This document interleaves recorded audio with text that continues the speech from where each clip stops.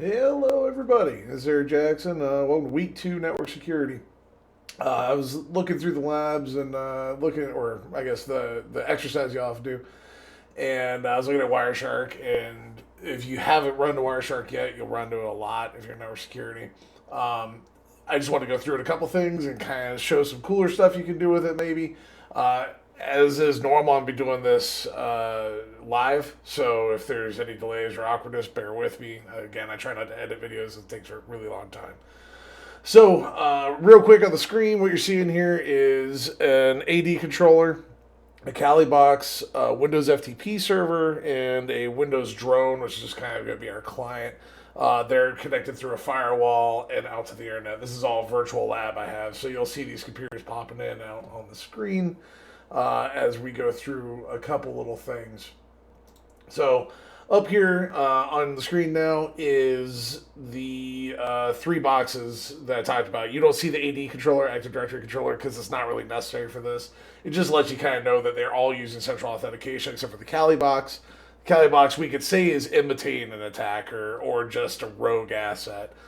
If you're in network security long enough, you're going to find people who put Kali boxes on the network for whatever reason, and they introduce a lot of risk in doing so without authorization. So with that, real quick, I figured we'd pull up Wireshark, which is the exercise, and kind of go through how it works. There's a lot of moving parts to Wireshark.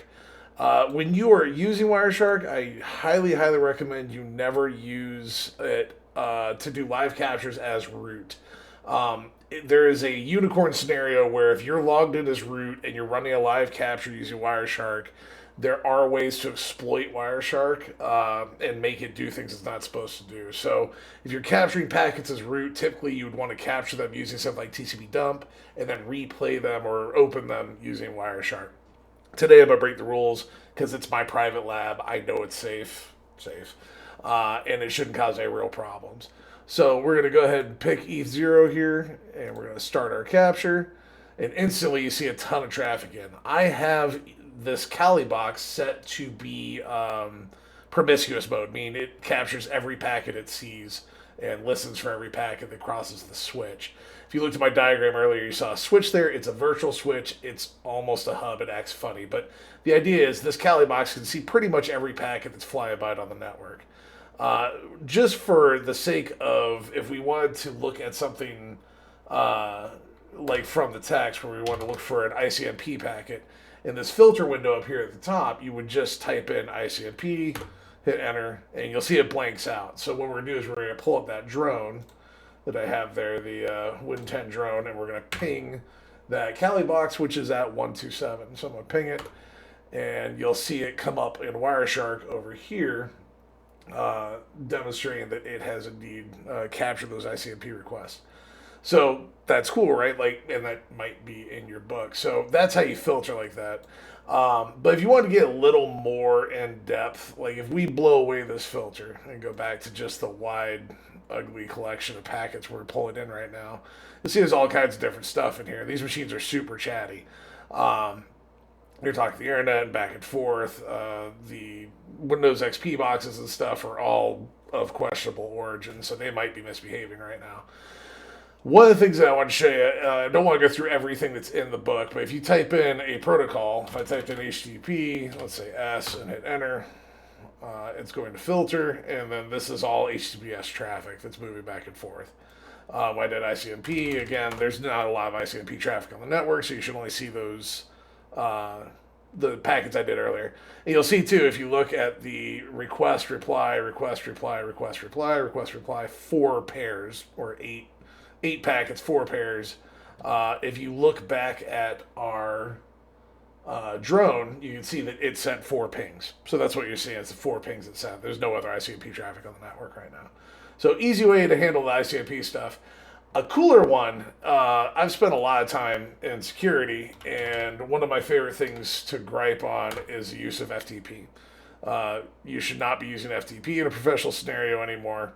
And I'd love to show why, and I will here in a second. Let's go ahead and just blank this. We'll just set a protocol of FTP.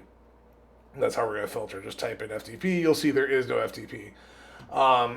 On on Win 7 Drone 1, I have an FTP server. Well, I guess it'd be Win 10 Drone 1 on 114 up there, I'm sorry, on 107 over there. On the what's on the screen right now is 192.168.1.107 is an FTP server. So I'm gonna go back to that drone over on what IP address is that? On 114, and I'm gonna connect to that FTP server. Remember that in Cali right now, I'm filtering on FTP. There is no FTP traffic, so we're gonna connect to 107, which is our FTP server, and you'll see immediately that Wireshark lit up. It got some data. But more importantly, why FTP is a bad protocol, and you shouldn't be using it regardless if it's on a private network or a public network, we're going to type in our username of Bob, and we'll have a password of Bob. It doesn't matter what the password is.